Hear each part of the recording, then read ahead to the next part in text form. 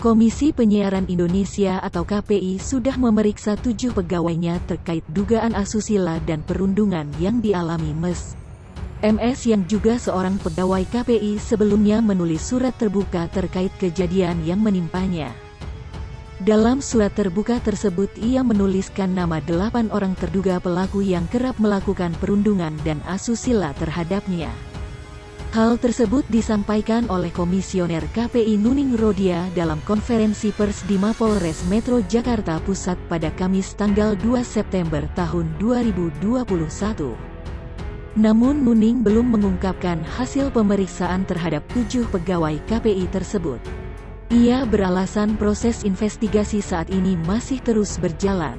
Hasil pemeriksaan akan disampaikan jika investigasi internal sudah selesai.